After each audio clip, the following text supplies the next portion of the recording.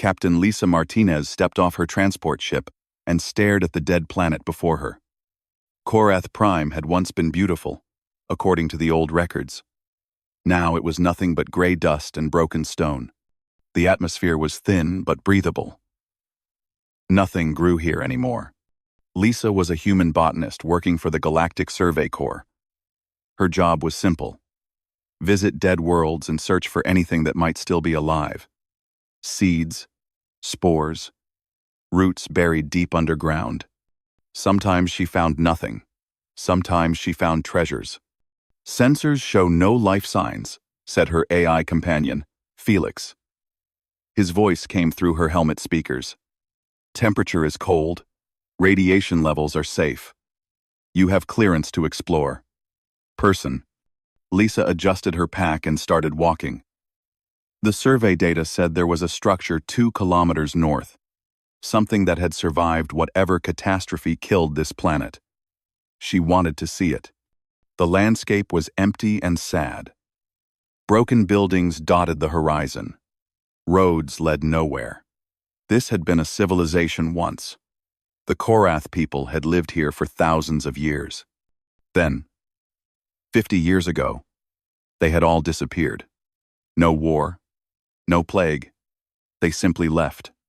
Nobody knew why. Lisa walked for an hour before she saw the structure. It rose from the dust like a giant dome made of dark glass. Unlike everything else on the planet, it looked perfect. No cracks, no damage. It seemed to shimmer in the weak sunlight. "That's impossible," Felix said. "That structure shouldn't exist. My records show nothing like this in the original surveys." "Maybe they missed it," Lisa replied, but she felt uneasy. How could anyone miss something so large? She approached carefully. The dome was massive, at least 50 meters tall and twice as wide. As she got closer, she noticed something strange. The glass wasn't transparent. It was dark, almost black, but she could see faint lights moving inside. Lisa found an entrance. A doorway stood open, as if waiting for her. She hesitated for just a moment, then stepped inside. The change was immediate and shocking. Inside the dome was a garden. A living, breathing garden. Trees grew tall and strong, their leaves bright green. Flowers bloomed in every color imaginable. Grass covered the ground like a soft carpet. Water flowed in a small stream that wound through the plants. "This can't be real," Lisa whispered. "Nothing lives on this planet." But it was real. She could smell the flowers. She could hear water moving over stones. She could feel the warmth in the air. Lisa walked deeper into the garden. Every plant she saw was native to Korath. She recognized them from her research. The purple fern that had grown in the northern forests, the golden flowers that had covered the plains, the tall trees that had provided shade in the ancient cities. All of them were supposed to be extinct. In the center of the garden stood a single tree. It was taller than the others, with silver bark and leaves that glowed with soft blue light. Lisa approached it slowly. Something about this tree felt important. As she got closer, the tree began to change. The bark rippled like water. The leaves chimed like bells. And then, a voice spoke. It came from everywhere and nowhere at once. "Welcome, child of Earth." Lisa froze. "Who said that?" "I am the keeper," the voice replied. "Guardian of the last garden of Korath." "Are you the tree?" "I am the garden," the keeper said. "I am the memory of my people. I am all that remains." Lisa's mind raced. An AI, perhaps? Or something else? The tree's leaves rustled softly. "We did not leave. We transcended. My people grew beyond the need for physical form. They became something new, something greater. But they knew that in doing so, they would lose something precious. What did they lose? The simple joys, the keeper said. The feel of soil beneath their feet, the taste of fruit, the smell of flowers, all the small, beautiful things that make life worth living. They could not take these things with them into their new existence. Lisa touched the silver bark gently. So they made you, to preserve what they were leaving behind. Yes, the keeper said. I am their final gift. A museum. A sanctuary. A reminder of what they once were. Lisa looked around at the beautiful garden. 50 years this place had existed, hidden and perfect while the world outside died. But why hide? Why not share this with others? I was waiting, the keeper said. Waiting for someone who would understand. Someone who cares for growing things. Someone who sees beauty in life. The tree's glow intensified. Images began to appear in the air around Lisa. She saw the Korath people as they had been, tall, graceful beings with skin like polished wood. They walked through gardens and forests. They tended plants with careful hands. They loved their world, deeply. They were beautiful, Lisa said softly. They were content, the keeper replied. But they wanted more. They wanted to touch the stars. They wanted to know everything. And so, they changed themselves. They left their bodies behind and became beings of pure thought and energy. Do you know where they went? Everywhere and nowhere. They exist between moments now, beyond time, beyond space. They are happy, I think. But they are no longer Korath. They are something else. Lisa felt tears on her cheeks. She didn't know why she was crying. Maybe it was the beauty of the garden. Maybe it was the sadness of what was lost. Why did you reveal yourself to me? Lisa asked. Because I am lonely, the keeper said simply. For 50 years, I have tended this garden alone. I have preserved these plants. I have kept these memories alive, but there is no one to share them with. No one to appreciate them. A garden without visitors is just a prison. Lisa sat down on the soft grass beneath the silver tree. She needed to think. Her mission was to catalog dead worlds and collect samples. But this was different. This was a living treasure. What do you want from me? Lisa, asked the keeper. The tree's branches swayed gently, though there was no wind. I want to share my garden. I want these plants to live beyond this dome. I want the Korath to be remembered not just as beings who left, but as people who loved life. Lisa understood. She had studied extinct civilizations her whole career. Museums on Earth held artifacts from lost cultures. Pottery, tools, art. But these were just objects. They couldn't capture the true spirit of a people. A living garden was different. It was a piece of their soul. I can help, Lisa said. I can take seeds. I can grow these plants on other worlds. I can make sure people know about the Korath and what they valued. That would bring me joy, the keeper said. But there is a problem. What problem? The silver tree's glow dimmed slightly. I am dying. Not quickly. But the energy that sustains this dome is fading. In perhaps 10 of your years, it will fail. When it does, the garden will die. All these plants will return to dust. Lisa felt her heart sink. Can't you repair the energy system? No, the keeper replied. The technology that powers me was lost when my people transcended. I cannot maintain myself forever. I have always known this day would come. Lisa stood up quickly. Then, we need to work fast. I'll contact my ship. We'll bring equipment. We'll take samples of every plant here. We'll preserve everything we can. Azaman. There are thousands of species in this garden, the keeper said. It would take many years to properly collect and preserve them all.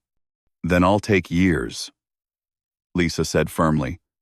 This is too important. You're too important. I won't let this garden die. The keeper was silent for a long moment. The leaves chimed softly. Why do you care so much? Human. These are not your people. This is not your world. Lisa thought about her answer carefully. Because memory matters. Because beauty matters. The Korath created something wonderful here. They poured their love into these plants. If we let it die, then a piece of the universe becomes darker. Every species that survives adds light to the galaxy. Every story that gets told makes us all richer. You speak like one of my people, the keeper said warmly. Over the next few days, Lisa worked harder than she ever had before. She contacted the Galactic Survey Corps and explained the situation. At first, they were skeptical. But when she sent them images of the garden, everything changed. Scientists from a dozen species requested permission to visit. Within 2 weeks, a small research station had been established outside the dome. Botanists, geneticists, and xenobiologists arrived from across the galaxy. They came to study the garden and help preserve it. Lisa coordinated everything. She made sure the researchers respected the space. The keeper had been alone for so long. Too many visitors at once might overwhelm the ancient intelligence. So she established rules. Small groups only. Quiet observation. No destructive sampling without permission. The keeper seemed to appreciate this. As scientists walked through the garden, the voice spoke to each of them. It shared stories about the plants. It explained their uses. It described the festivals the Korath had celebrated among these flowers.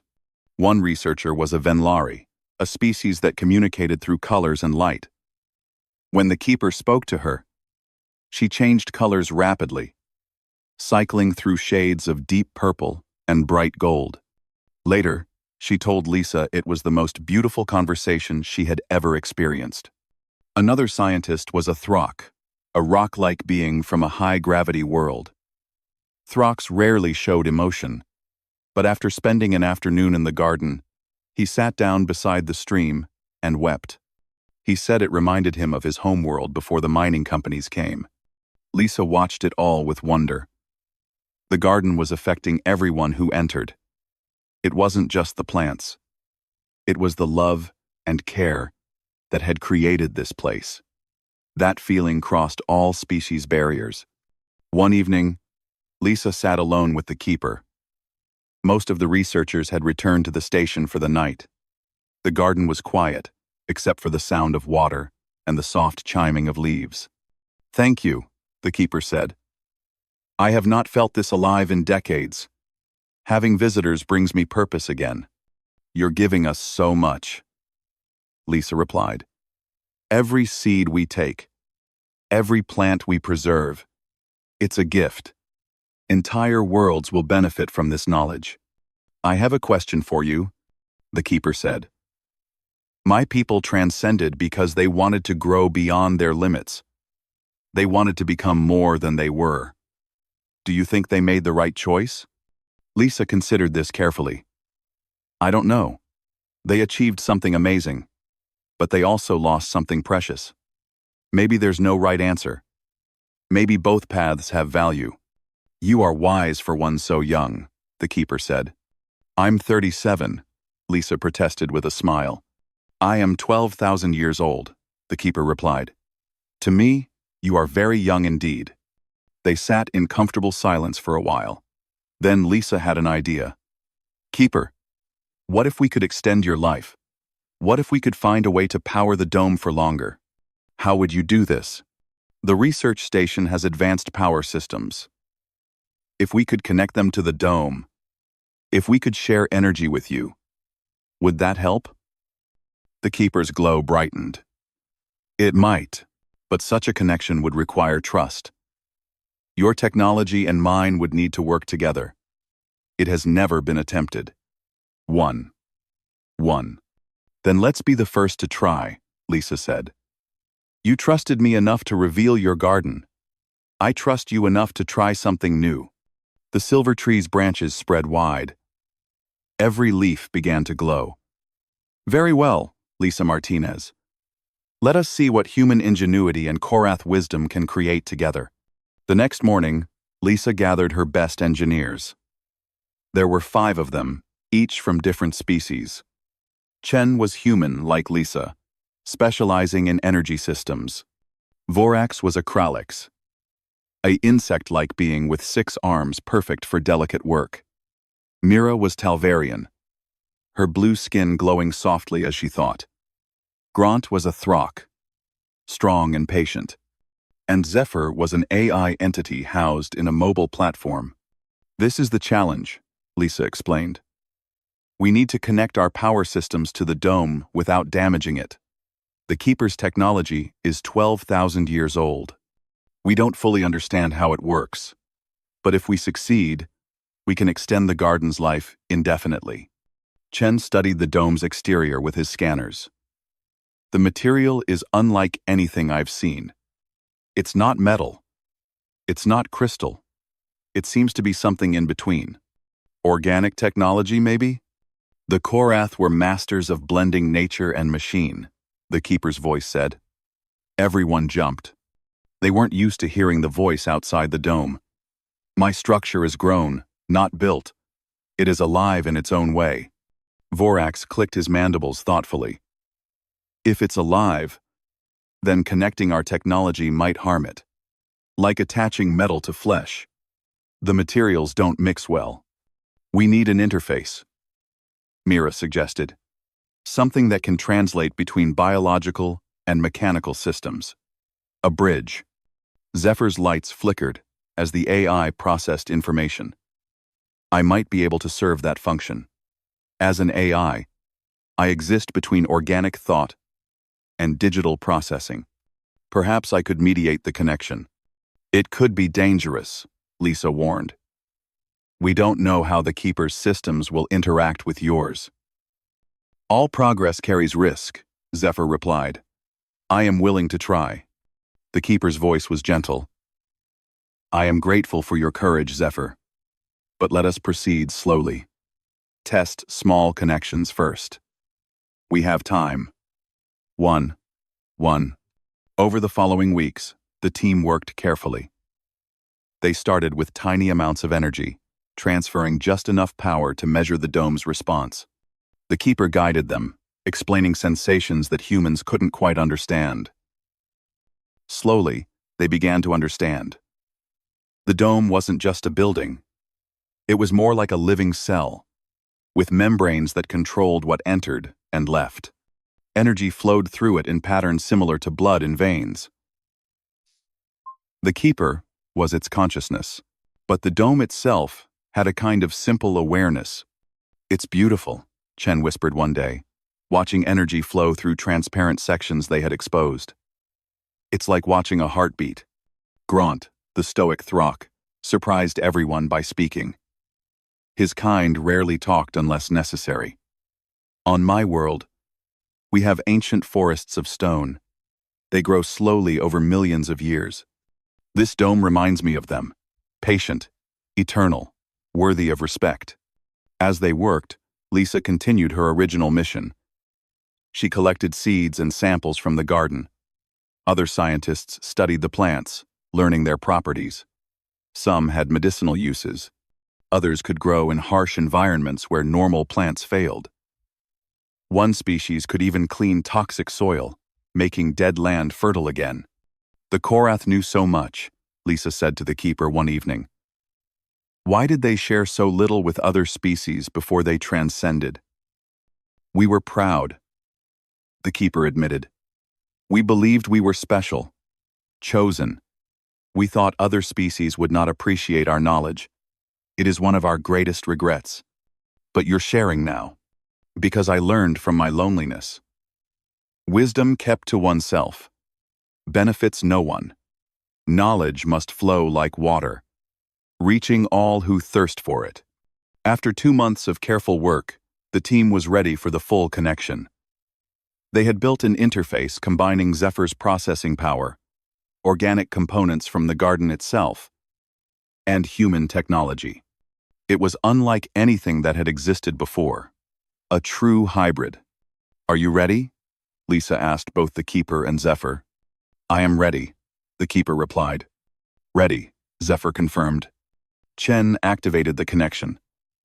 For a moment, Nothing happened. Then energy began to flow. The dome pulsed with light. Inside the garden, every plant seemed to glow. The silver tree blazed like a star. Zephyr's platform went completely still. "Oh," the AI said softly. "Oh, I see. I understand now." "What do you see?" Lisa asked, concerned. "Everything," Zephyr whispered. "I can feel the garden. Every root, every leaf, every drop of water. It's alive. Truly alive. Not just the plants. The whole system is one living entity." The keeper's voice was warm with joy. "Yes, child of circuits and light. Now you know what my people knew. Life is not separate. Life is connected. Each part supports the whole." The integration was successful. Power flowed from the research station into the dome, supplementing the failing ancient systems. The keeper's projections changed. Instead of 10 years, the garden could now last centuries, perhaps longer. Lisa felt tears of relief on her cheeks. They had done it. The garden was saved. But the keeper had more news. "Lisa, Martinez, I have a gift for you. For all of you. You have given me new life. Now I will give you new knowledge." The silver tree opened. Not physically, but dimensionally. Space folded in ways that hurt to look at. Inside the opening, Lisa saw data. Libraries worth of information. The accumulated wisdom of the Korath civilization. "This is everything my people learned," the keeper said. "Agriculture, medicine, engineering, philosophy, art, music. I give it freely to the galaxy. Share it. Use it. Build something beautiful with it." Scientists rushed forward, their instruments recording everything. The data would take years to fully analyze. But Lisa could already see glimpses. Techniques for growing food in space. Methods for healing diseases that plagued dozens species. Designs for ships that could travel further than ever before. "Why?" Lisa asked. "Why give us so much?" "Because you taught me something important," the keeper replied. "My people transcended seeking wisdom. But true wisdom was here all along. It is found in connection, in sharing, in caring for one another across all boundaries. You showed me this, Lisa. You and your friends, from different worlds, working together to preserve one garden. That is more valuable than all the knowledge in the universe." News of the garden spread across the galaxy like wildfire. Within months, Korath Prime became one of the most important locations in known space. Scientists, philosophers, artists, and common people all wanted to visit. They wanted to see the last garden. They wanted to walk among the plants that a transcended civilization had loved. Lisa found herself in an unexpected role. She became the garden's protector and guide. The keeper had asked her specifically to manage the visitors. "You understand what this place means." Lisa found herself in an unexpected role. The keeper had said, "You will ensure it remains a sanctuary, not just a tourist attraction." It was harder than Lisa expected. Everyone wanted unlimited access. Research teams wanted to dig and sample. Companies wanted to commercialize the Korath knowledge. Politicians wanted to claim the garden for their governments. Lisa said no to all of them. "The garden belongs to everyone," she told a wealthy Venlari merchant who offered her millions for exclusive rights. "It belongs to no one. It simply exists, like a mountain or a star. You cannot own it." The merchant left angry, but others understood. Slowly, a community formed around the garden. Scientists who respected the space, artists who drew inspiration from it, families who came to teach their children about beauty and loss and hope. One day, a ship arrived carrying a delegation of elders from the Council of Worlds. They were the closest thing the galaxy had to a unified government.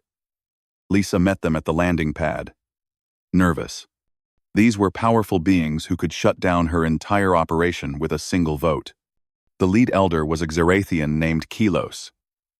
His species was ancient, nearly as old as the Korath had been. He walked slowly, supported by a staff that pulsed with soft light. "Dr. Martinez," Kelos said. His voice was like wind through leaves. "We have come to see this garden that everyone speaks of. We have come to judge whether it should remain open." Lisa's heart sank. "Judge? What do you mean?" "Some members of the council believe this place is too dangerous," Kelos explained. "Ancient technology. Unknown organisms. They fear what might happen if something goes wrong." "Nothing will go wrong," Lisa said firmly. "We've taken every precaution. The Keeper guides us. The research station monitors everything constantly." "Nevertheless," Kelos said, "we must see for ourselves." Lisa led the delegation into the garden. There were 5 elders in total, each from different species. They walked slowly through the paths, observing everything. The Keeper remained silent. Lisa worried. What if they ordered the garden closed? What if they took the Korath knowledge and locked it away? Finally, they reached the silver tree at the garden's heart. Kelos stood before it for a long moment. Then he did something surprising. He knelt down and pressed his forehead to the ground. "Forgive us," Kelos whispered. The other elders knelt as well. Lisa stared in confusion. "Forgive you for what?" Kelos looked up with ancient eyes. "The Korath and my people were friends once, long ago. We studied the stars together. We shared knowledge. But when they began to transcend, when they started to change, I was afraid. My people were afraid. We withdrew from them. We thought they were making a terrible mistake." "You knew them?" Lisa breathed. "I knew them," Kelos confirmed. "I was young then, only 3,000 years old. I had Korath friends, teachers, people I loved. And when they began to leave, I did not say goodbye. I was too proud, too angry that they would abandon physical form. Now I see what they left behind, and I understand. They were not abandoning anything. They were transforming, yes, but they honored what they were." The Keeper's voice spoke, gentle and kind. "Kelos of the Xerathians. Old friend, there is nothing to forgive. We understood your fear. Change is frightening, even when necessary." Kelos wept. For an elder of his age and dignity to cry was shocking, but his tears were genuine. "I thought you were all gone. I thought I would never have the chance to tell you how wrong I was. I am here," the Keeper said, "and I am glad you came." The delegation stayed for 3 days. They walked the garden paths. They listened to the Keeper's stories. They learned about the Korath culture, the festivals, the poetry, the quiet joys that had filled their lives. By the end, all 5 elders were in agreement. "This garden must be protected," Kelos announced. "It is not just a Korath legacy. It is a gift to the entire galaxy. We will provide resources. We will send guards to ensure no one damages it. And we will declare this world a sanctuary. No government may claim it. No corporation may exploit it. It belongs to all people, forever." Lisa felt relief wash through her. The garden was safe. More than safe. It was now under the protection of the most powerful organization in the galaxy. But Kelos had more to say. "Dr. Martinez, the Council wishes to offer you a position. We want you to establish a new organization, the Keepers of Memory. Your mission will be to find other lost gardens, other forgotten sanctuaries, to protect them and share their knowledge with all species." Lisa was stunned. That's, that's incredible. But I'm just one person. You will not be alone, Kelos said. We will provide ships, resources, staff. Others have already volunteered to join you. Scientists who worked on this garden. People inspired by what you achieved here. Lisa looked at the silver tree. Keeper, what do you think? I think it is perfect, the keeper replied. Go, Lisa Martinez. Find other memories. Preserve other beauties. This garden will be here when you return. And I will not be lonely anymore. I have visitors now. I have purpose. I have friends. Over the following weeks, Lisa prepared for her new mission. Chen, Mira, and several other researchers volunteered to join her. Even Zephyr chose to come, the AI having developed a deep appreciation for living things after merging with the dome. 6 months later, Lisa stood on the bridge of her new ship, the Memory Keeper. It was a beautiful vessel, designed specifically for her mission. Large cargo bays for samples, advanced laboratories for study, living quarters for a diverse crew, and most importantly, greenhouses where she could grow and protect the seeds she collected. First destination locked in, Chen announced from the navigation console. The Telos system. Survey records indicate possible ruins on the third planet. Lisa felt excitement and nervousness mixing in her chest. This was real now. She was leading her own expedition. The Council of Worlds had given her incredible resources and freedom, but they also had expectations. She needed to succeed. Take us there, Lisa ordered. The ship jumped into faster-than-light travel. Lisa watched the stars stretch and blur through the viewport. She thought about the garden on Korath Prime.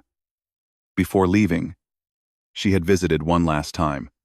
The keeper had given her a gift, a single seed from the silver tree. Plant this wherever you go, the keeper had said. Let it grow. Let it remind people that beauty can survive even the darkest times. That memory matters. That we are all connected. The seed was in Lisa's quarters now, in a special container. She had not yet decided where to plant it. She wanted to find the perfect place. The journey to Telos took 3 days. When they arrived, Lisa saw a world similar to Korath Prime. Dead. Dry. Gray. But the sensors detected something interesting. Underground structures, heat signatures that suggested geothermal activity, and faint energy readings that might mean ancient technology still functioned. Looks promising, Mira said. Her blue skin darkened with concentration as she studied the data. Should we send probes first? No, Lisa decided. We go ourselves. If there's something alive down there, I want to meet it personally. Machines can't show respect the way people can. They landed near the largest energy signature. The away team consisted of Lisa, Chen, Mira, and 2 security officers. The security team was there only for safety against natural dangers. Lisa had made it clear that they would never use force against any intelligence they encountered. The entrance to the underground structure was hidden beneath collapsed rocks. It took hours to clear a path. Finally, they squeezed through a narrow opening and found themselves in a tunnel. Unlike the surface, the tunnel walls were smooth and decorated with carvings. Symbols and images covered every surface. Look at this, Mira breathed. She traced her fingers over a carving of strange creatures. They had 4 legs, long necks, and multiple eyes. I think these were the people who lived here. The Telos. They disappeared about 8,000 years ago. They followed the tunnel deeper. The air grew warmer. The carvings became more elaborate. Lisa saw images of gardens, festivals, families. These people had been happy once, just like the Korath. The tunnel opened into a vast underground chamber. And there, in the center, was another dome. This one was different from the Korath garden. Instead of dark glass, it was made of crystal that glowed with inner light. Colors danced across its surface, like auroras. "Is anyone home?" Lisa called out softly. For a long moment, there was silence. Then a voice answered. But it wasn't like the keeper's voice. This voice was musical, like many instruments playing together. "Visitors," the voice sang. "After so long, after such silence, welcome, travelers. Welcome to the Song Garden." Lisa approached the crystal dome carefully. "My name is Lisa Martinez. I'm human. We found a garden like this on another world. It was created by the Korath people. Are you similar?" "We are cousins in purpose," the voice replied. "The Telos created me to preserve their music. Every song they ever sang lives within me. Every melody, every harmony. When they left, they asked me to keep the music alive until someone came to hear it." "They left too?" Chen asked. "Like the Korath?" "Yes," the Song Garden said. "They transformed into beings of pure vibration. They became the music itself. But in doing so, they could no longer hear their own songs. So they left me behind, a living archive of sound and memory." Lisa felt tears forming. Another lost civilization. Another beautiful legacy preserved by a lonely guardian. How many more were out there? How many species had achieved transcendence and left behind these precious gifts? "Will you share your music with us?" Lisa asked. "I would be honored," the Song Garden replied. The crystal dome began to pulse with light. Then music filled the chamber. It was unlike anything Lisa had ever heard. Complex rhythms, harmonies that seemed to touch something deep in her soul. Some songs were joyful. Others were sad. Some were simple lullabies. Others were grand symphonies that made her heart race. Chen sat down on the stone floor, overwhelmed. Mira's skin cycled through every color in rapid succession, her species' way of expressing deep emotion. Even the security officers, trained to remain professional, had tears streaming down their faces. The music played for hours. The Song Garden shared its entire collection. Stories told through sound. History preserved in melody. The essence of an entire civilization captured in music. When it finally ended, Lisa stood on shaky legs. "That was the most beautiful thing I've ever experienced." "Will you help me?" the Song Garden asked. "Will you share this music with others? Will you ensure the Telos are remembered?" "Yes," Lisa promised. "We'll record everything. We'll bring musicians from across the galaxy to learn these songs. We'll make sure your music plays in every corner of known space. The Telos will never be forgotten." Over the following weeks, Lisa's team worked to preserve the Song Garden, just as they had preserved the Keeper's Garden. They established a research station. They connected power systems to sustain the Crystal Dome. They recorded thousands of hours of music. Claude is AI and can make mistakes. Please double-check responses. Sonnet 4.5.